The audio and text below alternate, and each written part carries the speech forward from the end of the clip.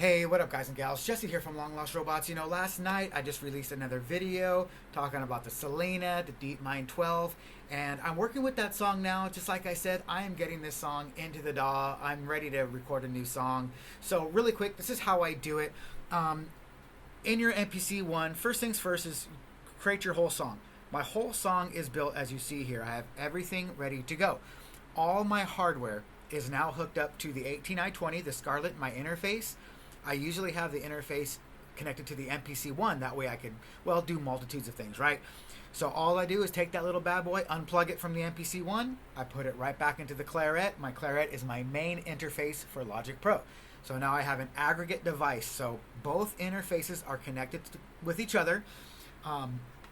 Technically if I wanted to, really quick guys, so let's go into settings. We're gonna go into audio settings. Here's my aggregate device, which means you can connect inside your DAW two different interfaces through the DAW with no cables. And to be honest, I have no problems with it. That's how I have my interfaces connected. Let's get that out of the way first. Let's get out of here. Secondly, I have a full song. Like I said, I have the full song made. Let's get out of here, back to the main menu. You have to go into your sync mode on your MPC. This is what I like to do. Go to MIDI clock in, okay? That way it's going to receive MIDI from my Claret. We're going to go to the song mode. We're back into song mode. The other thing you need to set up in logicPro, let's go over here really quick, is in your sync. I like to have my sync up here in my main menu.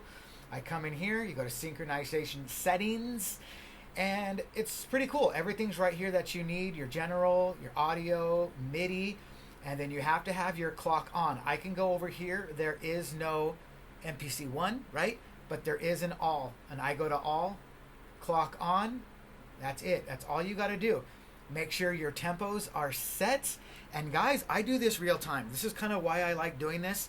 There's only going to be, I have 6 tracks that I'm going to record all together, same time. Drums, SR16, DeepMind 12, the pad. I have the Selena with all the strings, and the JU06A for the lead section. Now, I'm going to play this all the way through here, but as I was getting this done in real life, in real time here, I had to make this video just to show you guys exactly what I'm doing. This is just a quick, maybe not exactly, but this is just a quick way of doing things. Usually my 18i20 is connected to the MPC. That way I can record all different types of audio tracks right into here. I don't have to, unplug everything. Everything's set and ready to go. But this is how I do it, guys. This is really only the 3rd time I've done it like this. Sometimes I've taken like WAV files right out of the MPC and I just drag and drop them over here. But considering that I'm doing it like this and this is real time and this is kind of like a real band, let's get recording. Let's record it into the DAW. I'm going to go back all the way, but I'm just going to go one little guy up in on the count. And when I hit record, it's going to automatically play the whole song right into the logicPro. I'm just going to hit R on my keyboard, record. Let's get my headphones on because I don't want any feedback on the mic. All right, here we go. Let's do it. All my tracks are armed in input and record. Everything's set. There we go.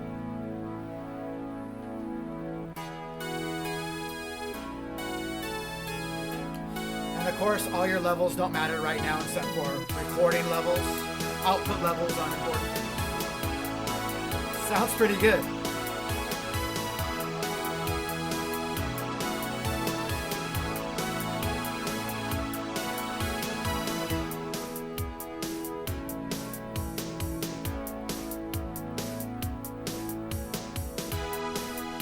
I did some changes before I brought it all in here. Everything's ready to go. Oh.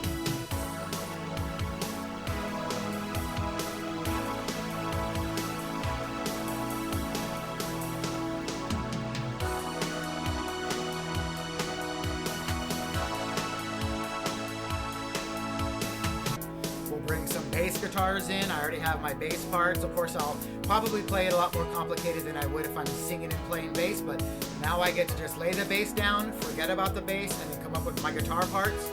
Maybe I'll use a little bit of software, synths, to brighten some things up, some little bells and whistles. But other than that, you'll see this 6-track song turn into 35 tracks real fast.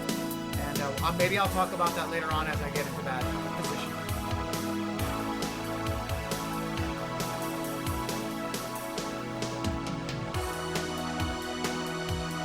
find likable.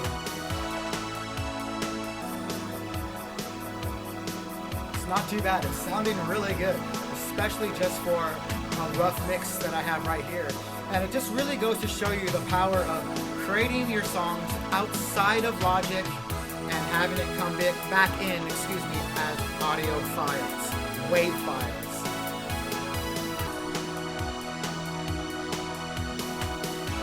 Those chords, it just really lifts you up. Very positive energy. And I tend to write very negatively, whether it's negative beautiful or negative negative. That's how I write.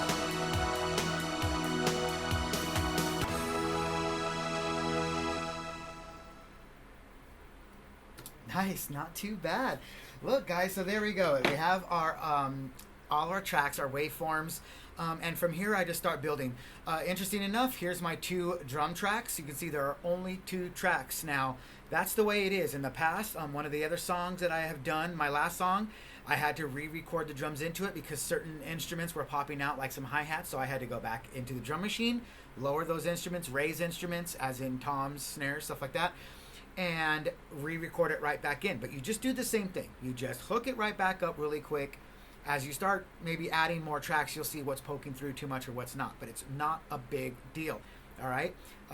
One last thing is, like the JU06 had the delay on, and I went into the DeepMind 12 and made sure that this preset didn't have any delay or reverb on it. Now, chorus and flange and all that stuff is fine. That makes the sound, that creates the sound that's here with your instruments.